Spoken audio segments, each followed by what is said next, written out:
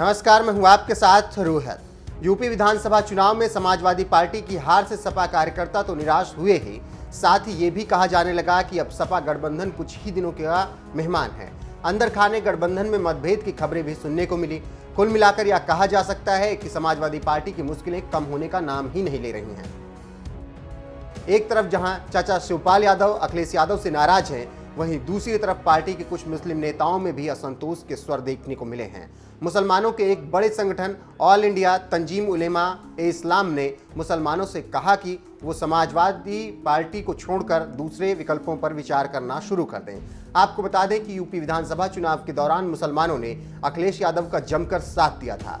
इसके बावजूद पार्टी सत्ता से दूर रह गई। ऑल इंडिया तंजीम उलेमा इस्लाम के राष्ट्रीय महासचिव मौलाना शहाबुद्दीन रिजवी ने कहा कि यूपी विधानसभा चुनाव के नतीजे आने के बाद मुसलमान मायूस हैं और तमाम उपायों के बावजूद धर्मनिरपेक्ष दल कहीं जाने वाली पार्टियां फिरकापरस्त ताकतों को सत्ता से हटाने में नाकाम रही हैं। तब से यह सवाल उठ खड़ा हुआ है कि मुसलमानों का भविष्य क्या होगा। ऑल इंडिया तंजीम उलेमा इस्लाम के मुताबिक मुसलमानों को अब धर्मनिरपेक्षता का ठेका लेना बंद कर देना चाहिए और अपनी राजनीति और अपनी भागीदारी के बारे में नए सिरे से बात करनी चाहिए। मौलाना ने बयान में कहा, जब तक कि वो किसी एक खास पार्टी के सहारे जीते हैं उन्हें कुछ नहीं मिलेगा, बल्कि मुसलमानों को अब नई रणनीति बनानी चाहिए। अब नए हालात हैं, समाजवादी पार्टी के अलावा दूसरे विकल्पों पर विचार करना चाहिए और किसी भी पार्टी के खिलाफ मुखर होकर दुश्मनी मोल नहीं लेनी चाहिए। मौलाना शहाबुद्दीन रिजवी ने इसके आगे कहा, मैंने चुनाव के दरमियान मुसलमानों को आगाह करते हुए बताया था कि अखिलेश यादव मुसलमानों के हितैषी नहीं हैं। इन्होंने हर जगह बड़े मुस्लिम चेहरों को पीछे रखने की कोशिश की और अकेले चुनाव प्रचार करते रहे।